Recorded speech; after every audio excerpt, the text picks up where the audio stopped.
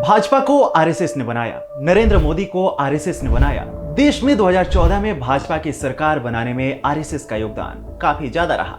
2019 तक सरकार में और भाजपा में आरएसएस का हस्तक्षेप प्रत्यक्ष तौर पर देखने को मिला, लेकिन 2019 के बाद मोदी की महामानव वाली छवि के प्रचार ने काफी कुछ बदल कर रख दिया। मोदी का कद बढ़ता जा रहा था और पार्टी से आरएसएस का असर समाप्त होता जा रहा था। लोकसभा चुनाव 2024 आते आते भाजपा में आरएसएस का हस्तक्षेप न के बराबर हो गया। यही कारण था कि जो आरएसएस चुनाव से काफी पहले ही जमीनी स्थिति को जानने समझने के लिए अपनी तैयारियों में जुट जाती थी, 2024 के चुनाव से पहले आरएसएस की ओर से ऐसे कोई कदम नहीं उठाए गए और लोकसभा चुनाव 2024 में भाजपा का हश्र क्या हुआ, यह आप भली भांति जानते हैं। भाजपा और आरएसएस के बीच कई मुद्दों पर मतभेद हैं जिसे नकारा नहीं जा सकता है। अब इन्हीं मुद्दों को अरविंद केजरीवाल ने सार्वजनिक करते हुए मोहन भागवत से सवाल पूछ लिए हैं। ऐसे में सवाल उठते हैं कि आखिर भाजपा और आरएसएस के बीच क्या मतभेद है। मोहन भागवत पिछले लंबे समय से मोदी सरकार पर क्यों हमलावर हैं? अरविंद केजरीवाल आरएसएस से क्यों गुहार लगा रहे हैं? इससे उनका क्या फायदा होगा? नमस्कार, मेरा नाम है अवनीश और आज की वीडियो में हम देश में चल रहे इस राजनीतिक बवंडर को समझने का प्रयास करेंगे। दरअसल अरविंद केजरीवाल इस समय जमानत पर बाहर हैं और चुनाव प्रचार में व्यस्त हैं। इसी दौरान उन्होंने सीधे तौर पर आरएसएस प्रमुख मोहन भागवत से ऐसे समय पर सवाल पूछ लिए हैं जब संघ और भाजपा के बीच संबंधों में कड़वाहट की खबरें सामने आ रही हैं। भागवत ने बीते दिनों ऐसे कई बयान दिए जिसके बाद ये कहा गया कि भागवत पीएम मोदी को निशाने पर ले रहे हैं। हालांकि भागवत ने अपने बयानों में पीएम मोदी का नाम नहीं लिया था।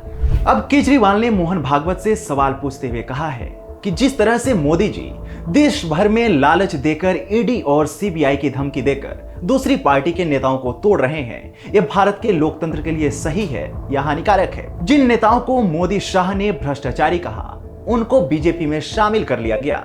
क्या मोहन भागवत जी ने ऐसी राजनीति की कल्पना की थी? बीजेपी आरएसएस की कोख से पैदा हुई थी, तो यह देखना आरएसएस की जिम्मेदारी है कि बीजेपी पथभ्रष्ट न हो। मोहन भागवत जी बताएं कि क्या आपने मोदी जी को ये सब करने से रोका? जेपी नड्डा जी ने लोकसभा चुनाव के दौरान कहा कि बीजेपी को अब आरएसएस की जरूरत नहीं है, आरएसएस बीजेपी की मां समान है। तो क्या बेटा इतना बड़ा हो गया कि मां को आंख दिखाने लगा? जब नड्डा जी ने यह कहा तो आपके दिल पर क्या गुजरी? क्या आपको दुख नहीं हुआ? अमित शाह जी कह रहे हैं कि 75 साल में रिटायर होने वाला नियम मोदी जी पर लागू नहीं होगा। मोहन भागवत जी से पूछना चाहता हूं कि जो नियम आडवाणी जी और अन्य कई नेताओं पर लागू हुआ, वो मोदी जी पर लागू क्यों नहीं होगा? ये कुछ ऐसे सवाल हैं जो अंदर खाने काफी लंबे समय से चल रहे हैं, जिसे केजरीवाल ने अब सार्वजनिक कर दिया है। इससे पहले भी केजरीवाल के कई बयानों ने भाजपा और आरएसएस की मुश्किलें बढ़ाई है। इसके पहले मई 2024 में जेल से बाहर निकलते ही केजरीवाल ने उत्तर प्रदेश के सीएम योगी आदित्यनाथ को लेकर टिप्पणी की थी। उन्होंने कहा था कि चुनाव के बाद योगी आदित्यनाथ को सीएम पद से हटा दिया जाएगा। वहीं एक चुनावी रैली में उन्होंने ये भी कहा था कि अगले साल पीएम मोदी 75 साल के हो रहे हैं। 2014 में पीएम मोदी ने खुद नियम बनाया था कि जो 75 साल का हो जाएगा उसे रिटायर कर दिया जाएगा।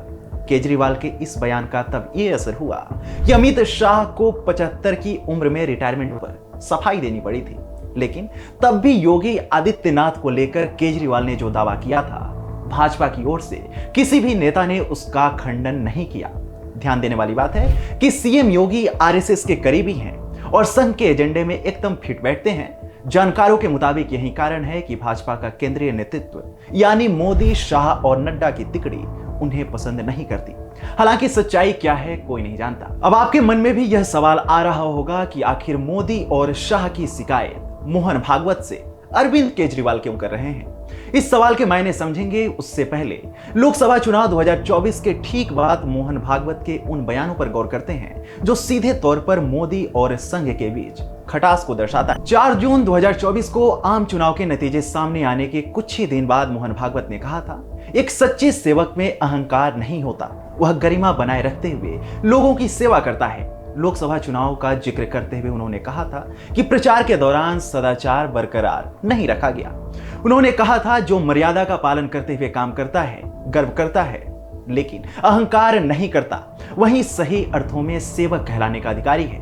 उनके इस बयान को भाजपा के अहंकार पर प्रहार बताया गया था। वहीं एक बयान में मोहन भागवत ने कहा कि आत्म विकास के क्रम में एक मनुष्य सुपरमैन, फिर देवता और भगवान बनना चाहता है और विश्व रूप की आकांक्षा कर सकता है, लेकिन यह निश्चित नहीं है कि आगे क्या होगा।